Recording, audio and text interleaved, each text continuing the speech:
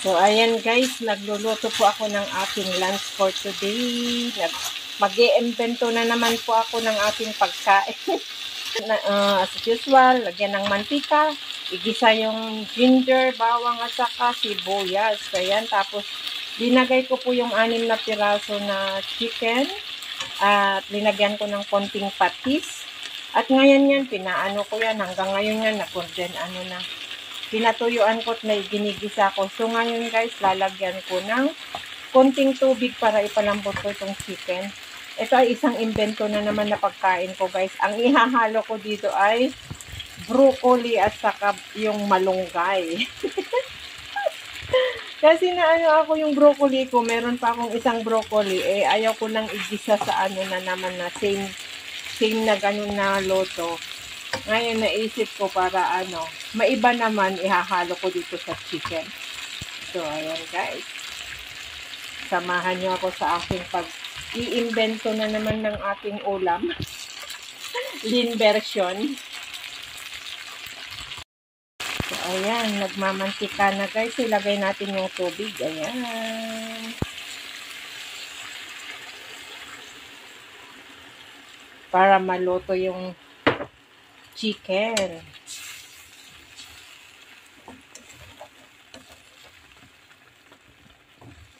Kung ano-ano yung mga linuluto ko ay naiisip ko.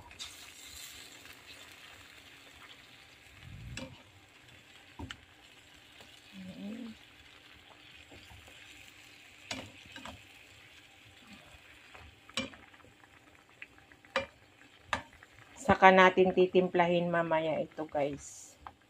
So pakuloyin ko muna dyan guys na lumambot ng konti yung chicken bago natin ilagay yung broccoli. Last is yung dahon ng malunggay. Titignan ko kung anong kinalabasan tong lulutuin ko for lunch. Invento. Gusto ko ba yung yung gaya ng sinabi ko na yung kakaiba ba luto, titignan ko kung masarap ba. Pag hindi masarap, wag nang ulitin. Ganon lang. Ganon lang yun, guys.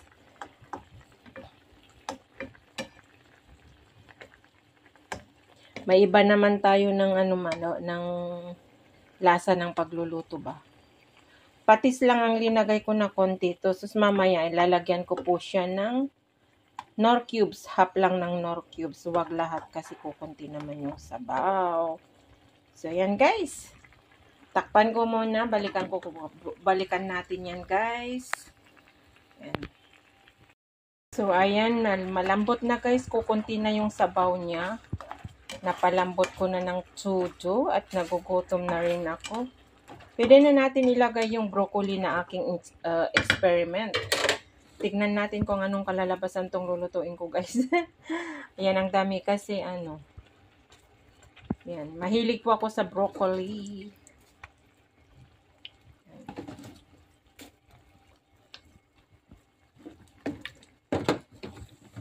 Yummy, ng bango guys. Naamoy ko ang bango. So, ayan. At lagyan natin ng pati-pati. At tatakpan natin ito guys para malutuin natin yung broccoli. Ayan. Kasi ayaw kong masira yung ko. Yan, nilalagay ko yung konting Knorr cubes. Ganyan lang ako maglagay ng Knorr cubes pag gisa-gisa lang guys. Ayan. Ayan. So, tatakpan ko naman guys. Nalutuin natin itong broccoli. Ayan.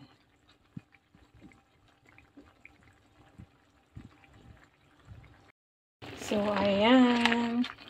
Tinanggal ko na yung cover niya kasi pa-half cook na itong broccoli natin guys. Yummy. Ang bango. Yan naman guys ang aking experiment. Imbes na sayote ang nilalagay ko. Kasi itong itong broccoli ko is going, hindi na, kasi yung isa na ulam ko na, yung ikinisa kong nakaraan.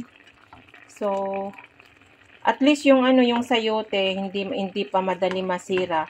Pwede kong gawin yun ng paraan na isang lutuan na ulam na naman, which is may naisip ako. So, ito muna para hindi masira yung broccoli, guys. So, ayan. Ngayon, yung twist nito, guys, na first time kong gagawin. Ito, first time kong gagawin na luto. Dahil mahilig po ako mag-experiment ng aking ulam. Total ulam ko lang naman po to. So, ngayon, nilalagay na natin yung malunggay. Ayan.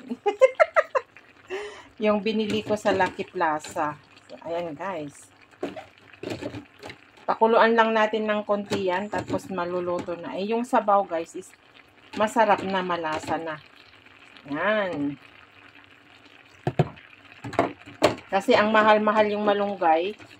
$2 ng isang balot na ilang ano lang, parang apat na stick ba yung ano, yun. So, tatakpan ko ulit guys para maluto yung malunggay. See you later guys. So, ayan. Naluto na guys, ang bango-bango. Mukhang masarap ang kalalabasan ng aking imbentong ulam for today. Imbes na papaya or sayute yung sahog ng malunggay, ay broccoli ang linagay ko guys. So I don't want to waste the broccoli. Kaya ilinagay ko na lang para maiba na naman tayo ng luto. So ayan guys, luto na. Mukhang masarap. Wow. Sarap nga. Ang sarap yung sabaw. Ang sarap. Ayan guys, so ayan, luto na ang aking imbentong ulam for today. Ayan. Nakaluto na naman ako ng aking ulam hanggang bukas na ito guys. So patayin ko na ng apoy kasi ma-overcook na yung gulay ko. So this is it, pansit. Nag-success na naman po ako sa aking imbentong ulam for today. Dito ay recipe ni Lynn Official. Kung ano-anong mga iniisip na lutuin para sa sarili, para maiba naman po guys. Kasi kagaya ng sinabi ko, dito lang ako sa loob ng bahay. Hindi makalabas na makapag-video kung saan-saan. So, bahala na lang po akong tumidiskarte kung ano ang pwede kong may video para sa aking channel. So, sa mga hindi nag-i-skip ng ads na nanonood sa mga simple vlog ko guys, maraming salamat. At syempre, simple nga itong mga linuluto ko. Hindi ko upload ng bumili ng mga pang-social na lutuin para maganda ang kalabasan. Kasi ako pang bumibili ng sarili kong ulam kung gusto kong kumain ng mga meat or fish, pork. Kasi vegetarian po ang amo ko. So, ayan. Kain na po tayo. This is for my lunch, and tomorrow meron pang matitira yan. So, maraming salamat again and again sa mga walang sawang nakasupport sa akin. Sa mga bagong subscriber ko guys na dumikit sa akin, thank you so much. And sa mga bago kong member, thank you so much. So, kita-kits po tayo.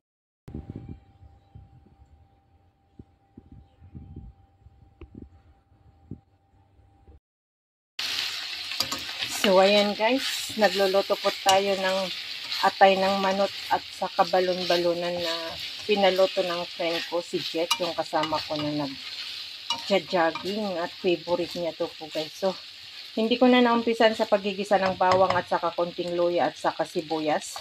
Normal lang naman yan guys, kasi hawak ko ngayon ang aking cellphone. Tinamad ako mag-pwesto dun sa stand. So, ang ginawa ko muna, kung sino pa yung hindi nakakapanood ng una kong pagluluto nito, ang way ko na magluto po ng atay ng manok at saka balon-balonan ay nagpakulo po muna ako ng tubig. Linagyan ko ng ng paminta, asin, bawang at saka little bit of ginger.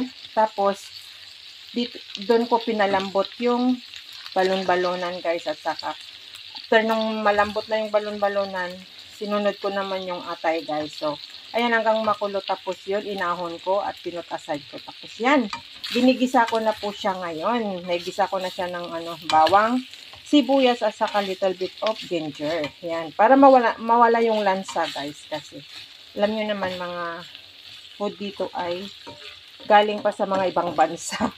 So, ganun po ako magluto. So, ngayon, lalagyan na natin ng kasi naluto na yan guys. 30 minutes ko pinakulan, more than 30 minutes ko pinakulan yung balon-balonan. So, This is it, pancit. Lagyan na natin ng soy sauce, silver salt. Pasensya na kayo guys, hawak kong cellphone kasi di ko na i-presto yung stand. So, ayan, lagyan ko na ng soy sauce. Ganyan ako magluto guys, agar-agar lang. Ganyan. Yan. At meron na rin yan black pepper. Linagyan ko na ng black pepper. Tapos, ang meron lang na available sa amin ay oyster sauce na vegetarian. So, lalagyan ko ng konting oyster sauce para masarap-sarap. Vegetarian ang gamit namin na oyster sauce, guys. Kasi vegetarian nga ang amo ko. So, ganyan, sprinkle ko lang yung oyster sauce. Yan. Sasad natin yan. Tapos, ihalo natin. At meron po akong prepare na pinalagay niya. Siya po ang bumili nitong linuto ko kasi galing nga kami nasa supermarket kanina. May binili lang po ako. So, sumama siya. So, favorite niya talaga ito, guys. Atay at saka balon-balonan. So, nagpa-additional siya ng bell pepper. Lalagyan ko daw siya ng bell pepper. Saka, meron siyang 3 hiwa na, ay 4 na hiwa na yung maanghang na chili. Ayan. So, ito po yung bell pepper. Nagpapalagay siya ng bell pepper. Bumili siya. So, ayan.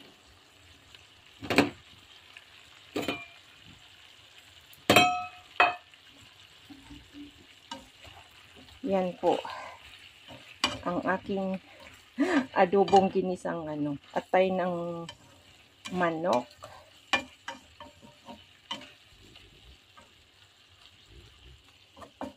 Yan, lutuin lang natin ng saglit yung yung bell pepper, guys.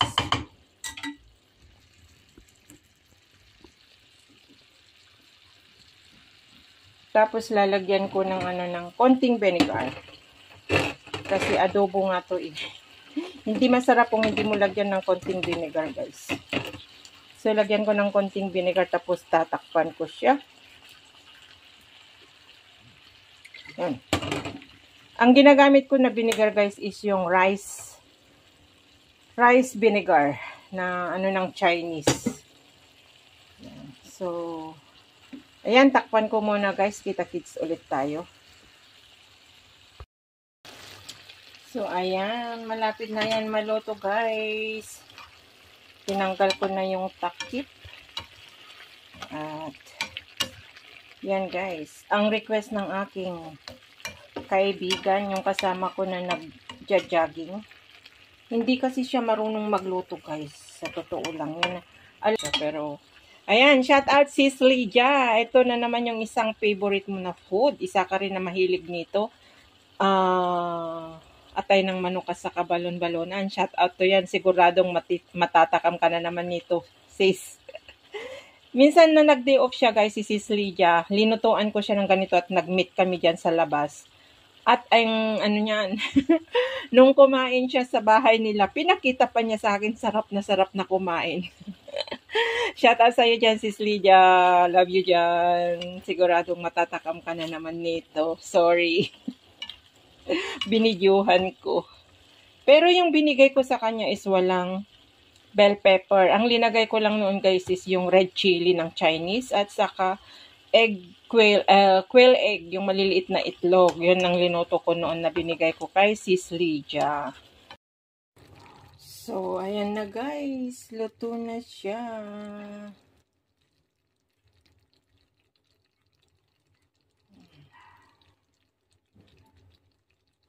This Lady Pandagex na inuorasyonan ko na naman ang mga linuluto ko. Tumigil ka dyan, kabsat.